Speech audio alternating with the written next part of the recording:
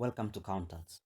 In this lesson, we're going to be looking at a question on capital budgeting or investment appraisal. This is where the company is considering investing in a long-term asset, and we are going to do some calculation to determine whether it's worth it to invest in this asset. We're going to do so by looking at the net present value or calculating the net present value by discounting the cash flows. This will help us determine whether this investment is worthwhile or not.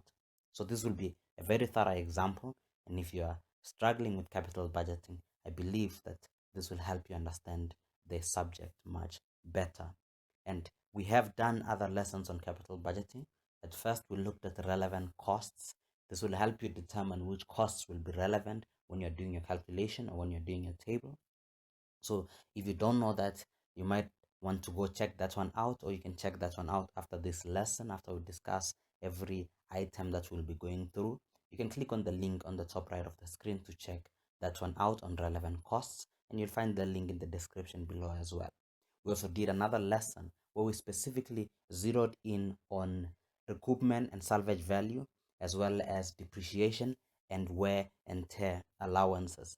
So that video explains how we deal with that in capital budgeting. So if you'd like to check that one out, you can click on the link on the top right of the screen right now, or you'll find the links in the description below. So let's go ahead and tackle this question.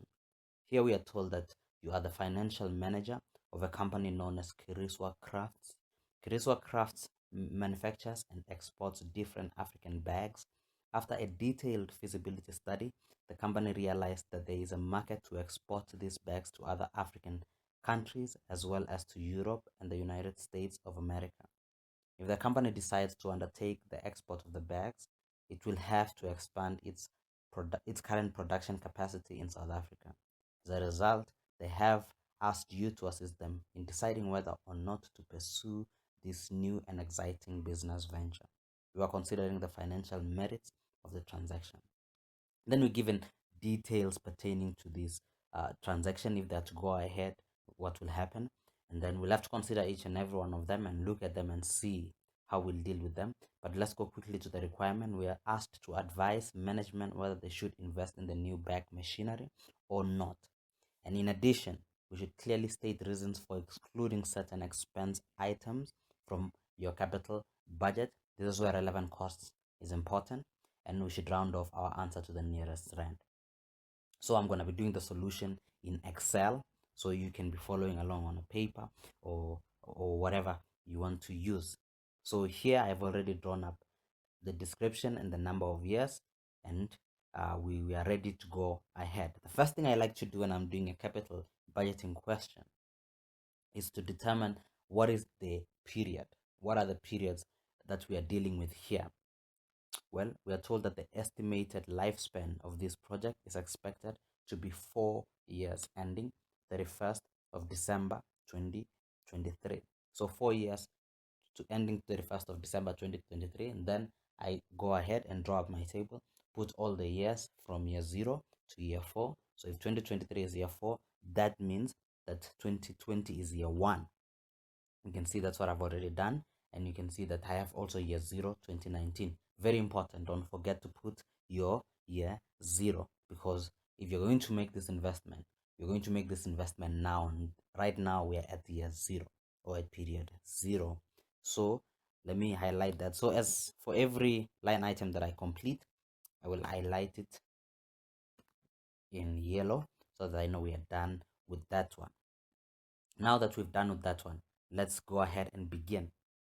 We are told the first point here, a cost of 150,000 Rand for the feasibility study was incurred during 2019. So a feasibility study was conducted in 2019 and 150,000 Rand was incurred. What do you think we do with that one? Well, if you guessed sunk cost, you would be correct, because this is a cost that we've already spent in the past. So it's not going to matter with the decision that we are about to make. Whether we decide to buy the machine or not, it's not going to matter. We've already used that 150,000 Rand, or we've already lost that 150,000 Rand. So whatever cost you have spent in the past, you are not going to consider it in your decision. So there is a tip to always remember. If they say you've already spent some money, you know that it's a sunk cost. So the question said that we should state clearly why we will not include some expenses. So you will say the feasibility study expense is a sunk cost, hence we are not going to include it. So always remember that, because we've already spent the amount. So I'm going to highlight that in yellow. So we're not going to include it in our cash flow here, in our calculations here, because it's a sunk cost. And the second one we're told is the acquisition cost of the new bag machinery is expected to be 100,000 rand at the start of the project. Very important. So this is the investment that we are considering whether to make. We're considering whether to buy this machine. So we're going to put 100,000 at year 0, because this is at the start of the project.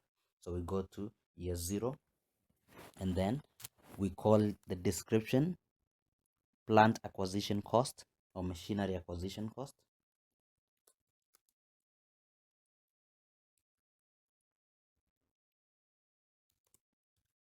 And we put 100,000. Always important to remember that this is a negative, because if we are to invest, we will pay this amount. So we put 100,000 over there. Then I'm going to highlight that one. Then we move on to the next one. We are told that it is expected that the selling price of the new bags machinery in 4 years' time will be approximately 60,000 rand, as the machinery can easily be sold to any other manufacturing company.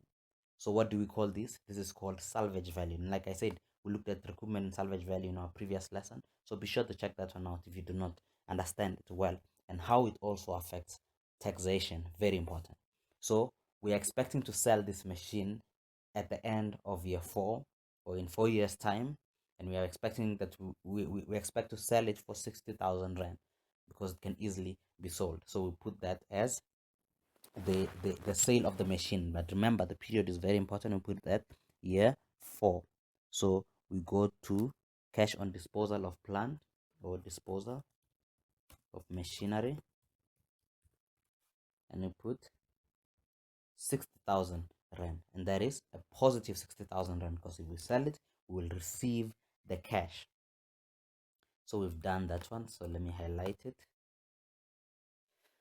We're also told that the new bag machine will qualify for a tax allowance of 20% per annum on the straight line basis, as negotiated with SARS, which is the South African Revenue Authority.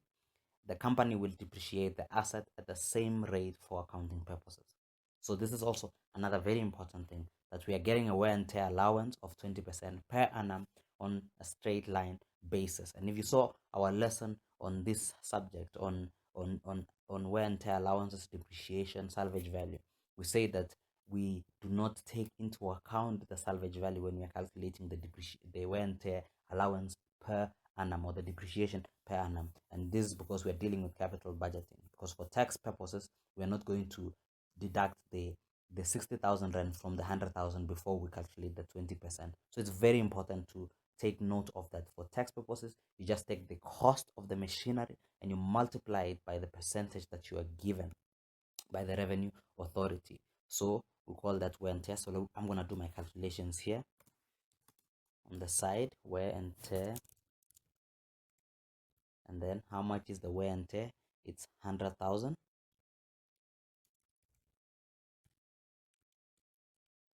multiplied by 20%, and it gives me 20,000 rand per annum. So that's how much my wear and tear allowance will be every year. 20,000 should be depreciating by 20,000 rand per annum, according to the revenue authority, and also according to our books, because we're also told that the company will depreciate the asset at the same rate for accounting purposes.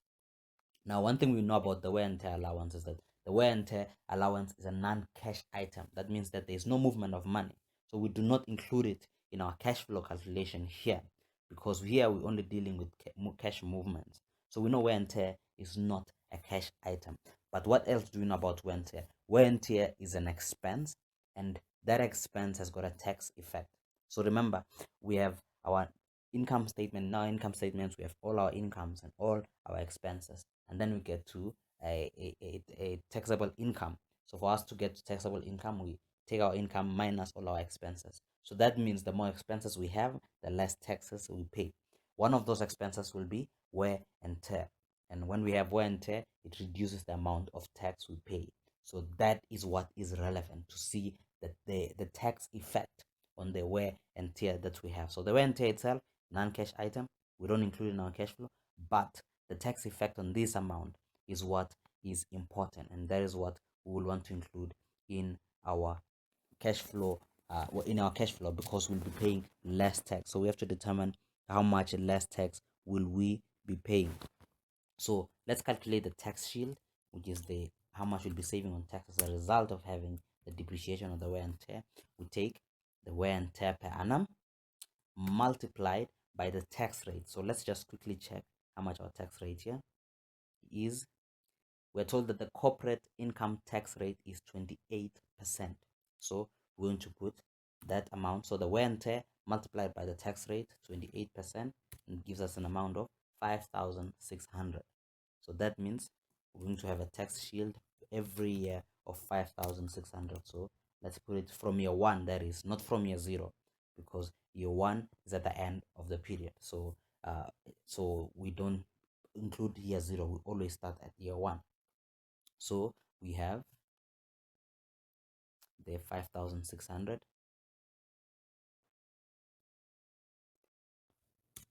then we drag that. It's gonna be what we're saving every year.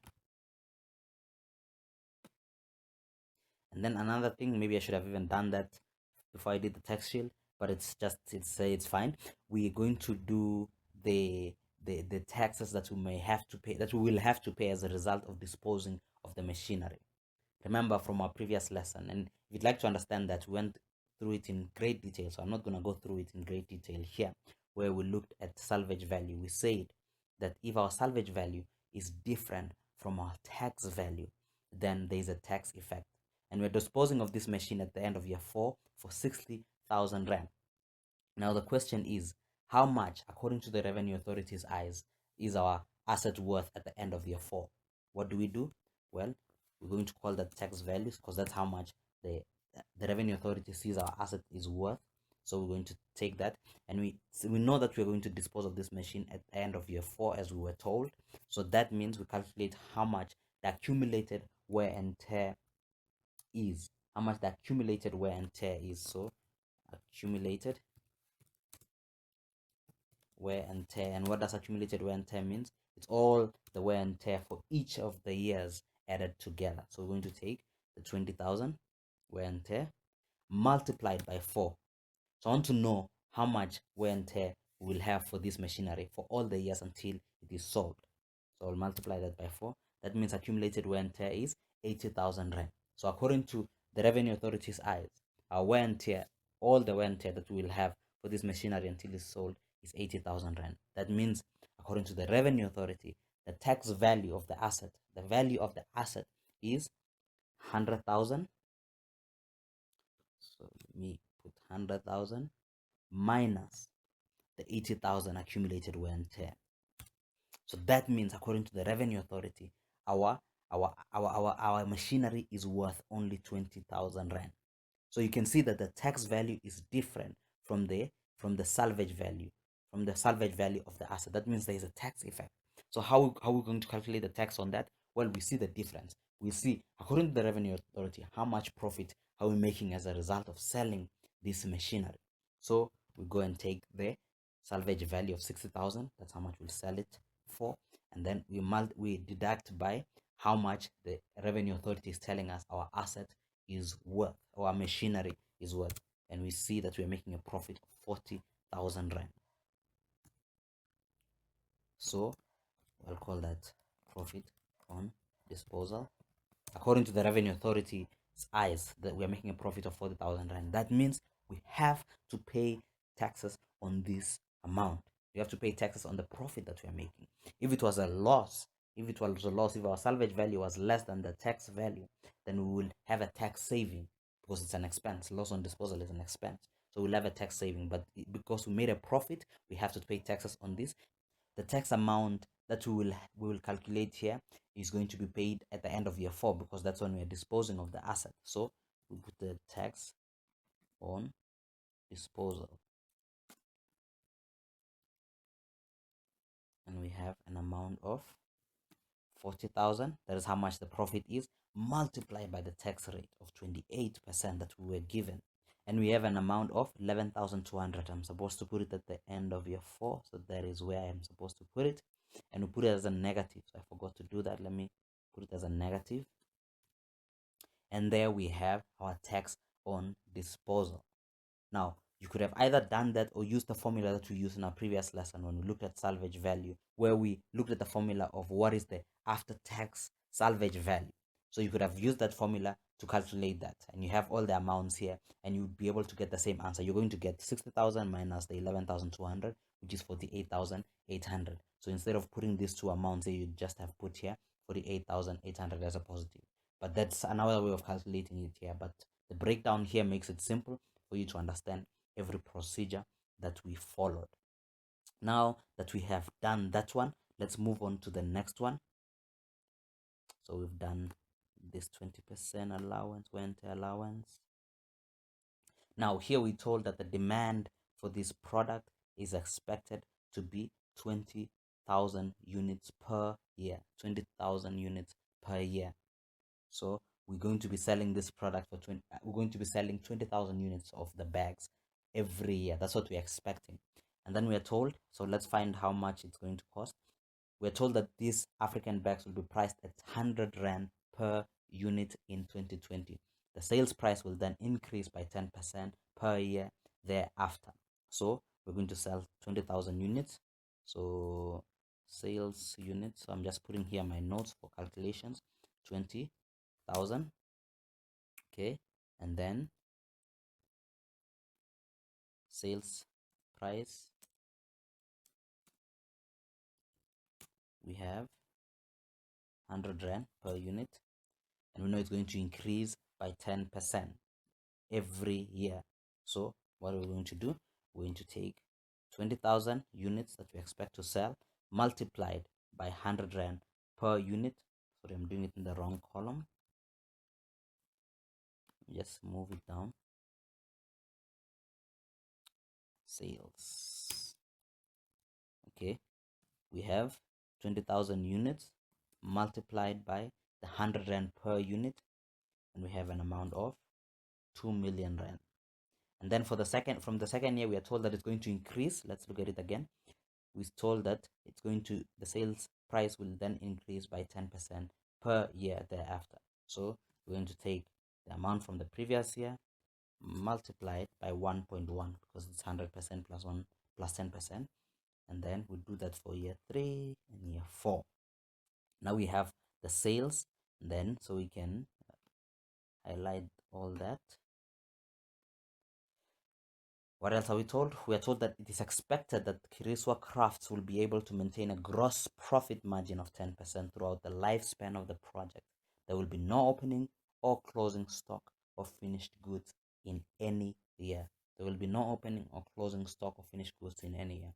So we are given the gross profit margin. We know how we get the gross profit margin. The gross profit margin is gross profit divided by sales.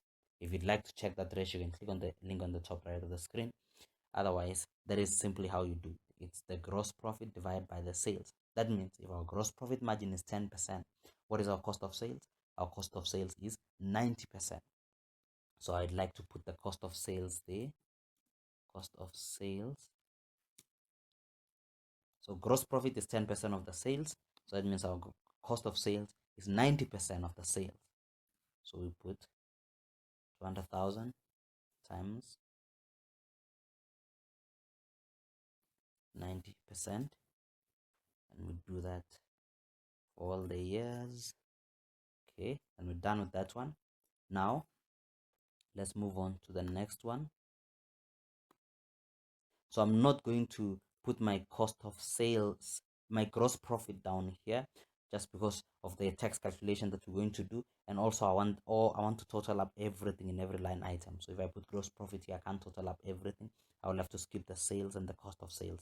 Alternatively, I could have left out the sales and the cost of sales and just put the gross profit based on the sales. So I would have to do a separate calculation. But it doesn't matter as long as you arrive to the same answer. So we are done with that one there. So first let's calculate the tax. tax on sales, and just for the sake of simplicity and for you to understand, sales and cost of sales. So in the cost of sales, I was supposed to put it as a negative. So let me make sure that happens. Okay, that's fine. So what am I going to do? I'm going to get the answer to the sales minus the cost of sales, and then we multiply that by the tax rate, because that's how much we will have to pay as a result of the gross profit that we're making. We get an amount of 56,000, and we do the same for all the years and we put it as a negative because it's the taxes that we will have to pay.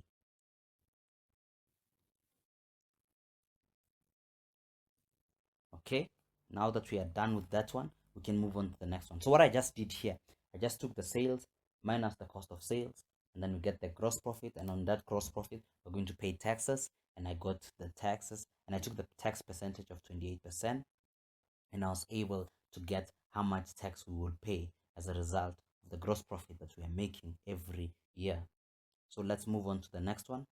We are told that it is expected that allocations of head office costs, such as management fees, will amount to 145,000 in 2020, and thereafter it will increase by 10% every year. 10% every year. So what do we do with this one here? Well, if you say that we do not include it in our cash flow, you'd be correct. Why is that the case? Because this is a committed cost. Remember, head office costs. We'll still have to pay the head office cost, whether we invest in this machinery or not. It's not like we are starting an all new business where we'll have to get all new staff and things like that. No. Here we are told that the head office cost. And just as a tip, whenever you see the word head office cost when you're dealing with capital budgeting, you should always know that this is a committed cost. What does a committed cost mean? Committed cost means that it's cost that we will pay irrespective of whether we invest in the project or not. And this is one of those. This 145,000. So you'll put it in your details and say, and the head office costs will not be included because it's a committed cost. You will pay it irrespective of whether you invest in the project or not. We want to know what we only are concerned with what we will pay if we invest the project, or what we will save as a result of not investing in the project. So this one is a committed cost, and like I said, we looked at it when we were talking about relevant costs. So be sure to check that one out for more understanding on this. Okay, let's move on. We're told that salaries paid to employees are expected to be 5,200,000 rand per year. There will be no need to appoint or train any new employees, as Kiriswa Crafts currently employs excess salaried employees who are unproductive due to a decline in demand for existing products as a result of the current slow economic growth. The existing economic growth is unlikely to be regained in the future. Now, what do you think we do with this? Think about it. Pause the video here and think about it and give the answer. Even if you get it wrong, I'm sure you will not make the same mistake again. Well, salaries paid to employees here is 5,200,000 rand. We are not going to include it because it's a committed cost as well. And the reason I know that, or the reason we know that, is because we are told here that there will be no need to appoint or train any new employees, as Kiriswa Crafts currently employs excess salaried employees who are unproductive. Now, if we are told that we will not need to employ any new employees, that means that it's irrelevant, because whether we invest in the project or not, we don't have to pay anything extra on employees. And that is how you think about questions such as this, or elements such as this, when you're dealing with investment appraisals. So we know that this is also a committed cost because we will pay it irrespective of whether we invest in the project or not. So I'm going to highlight that one. Remember, you need to include it in your solution, because we're told to explain why we are not including the expenses that we are not including. Next one here is that we are told to finance this project, the company will require to obtain a loan, a 220,000 rand loan from the bank at a fixed interest rate of 10% per year. What do we do with this? We will also not include it in our cash flow. Why is that? Because the loan is not relevant to our calculation. And the second thing is that the interest on the loan is already included in our final calculation, remember we're going to use the weighted average cost of capital to do our discounting, to discount our cash flows.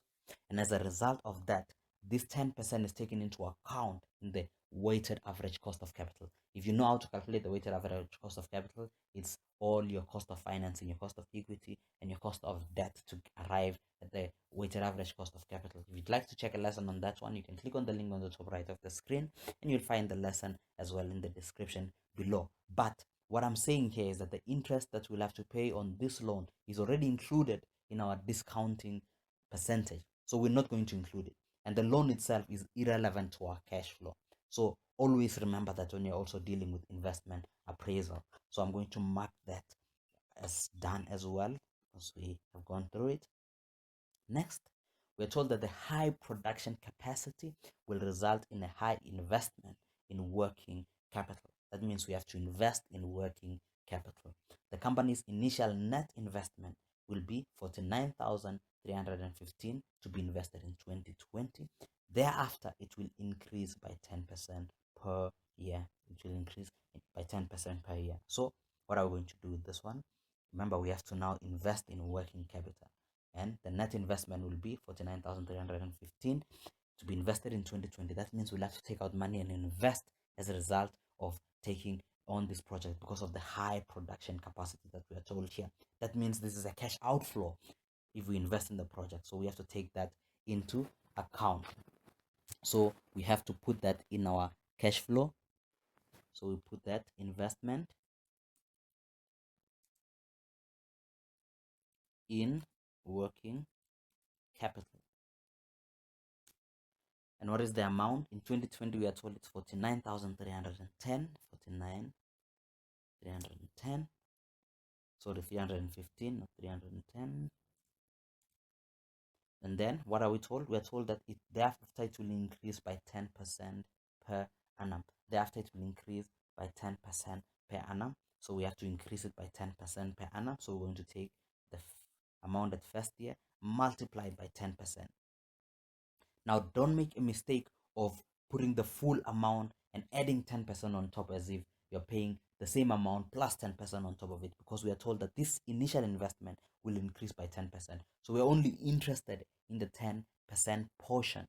So we're only interested in 10% portion at which it will increase by. That means we'll have to add 10% every year. So it's the 10% of the initial investment. That is why I only put 10% and not the entire figure again, and then 10% on top. If that was the case, we would have been told that you'll have to make investment every year at that amount.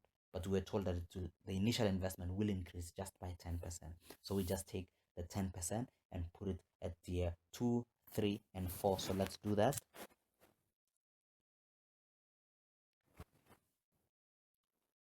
So this one will increase by 10%. I take the previous year times 1.1 because it will increase by 10%. So you take the answer of the two times the 10%, or you add all of them, the previous years, or add all of them, and then multiply that by 10%, or take the previous year times 1.1. And then we take the previous year times 1.1. So this is how much extra you'll have to put in to the business as working capital every year, because that's what it's increasing by. So we're done with that one. I forgot again to put it in as a negative. Sorry for that. Put it as a negative, and everything else is negative. That's fine. So let's move on to the next one.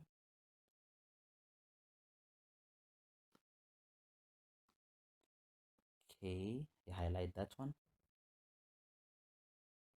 Now that we are done with that one, we have to remember that if you invest in working capital, we're going to recoup that investment back at the end of the lifetime. Remember this working capital here, that the initial net investment will be 49,315 to be invested in 2020. Thereafter, it will increase by 10% per year. We are going to recoup back this working capital. We're going to get back this working capital at the end of the period, at the end of the project period, which is at the end of year 4. So all this working capital, we're going to get it back. So we have to do it at the end of year 4. So recoupment of working capital, and we add all of them together, so equals to sum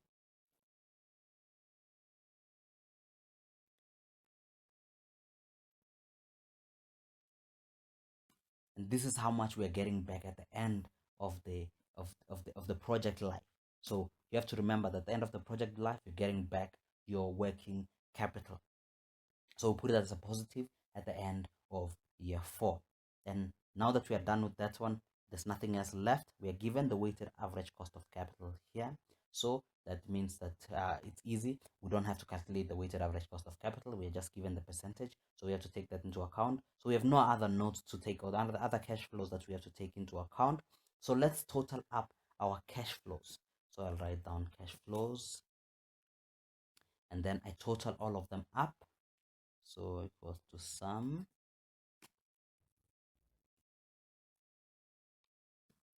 and then we have our amounts there. So these are the cash flows that we are going to discount. So I've just totaled up everything in every year. So these are the cash flows that we are going to discount back to today's value. And that's what we'll do using the weighted average cost of capital we are given here. It's 12%. So let's put in the 12%.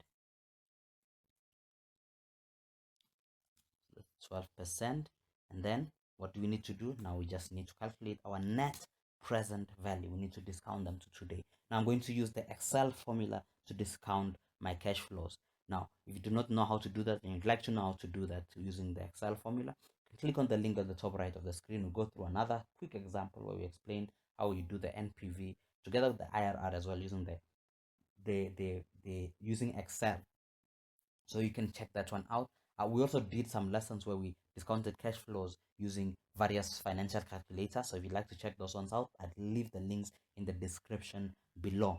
But this is how we do it. I'm going to write the NPV, and then open our bracket, put in our rate 12%, then comma, and then we put in all our cash flows. So I'm going to start at year 1 to year 4, and then close bracket. The reason I didn't start at year 0 is because if I started at year 0 and dragged all the way to year 4, that means I'm doing all the cash flows from year 0. The Excel formula automatically assumes that the amount at year 0 is at year 1. So it does not take into account year 0 in the formula. So what I have to do is that I have to ignore the one at year 0 and then only put it in the end. You can check out that lesson anyway for more on this. And then we compute our NPV. And from that, you can see that our NPV is positive. What does that mean? That means we invest in the project. We advise management to invest in this project, to invest in this machinery. If it was negative, we would have told them to not invest in the machinery because it will result in a loss. But since it's positive, we should invest in the machinery.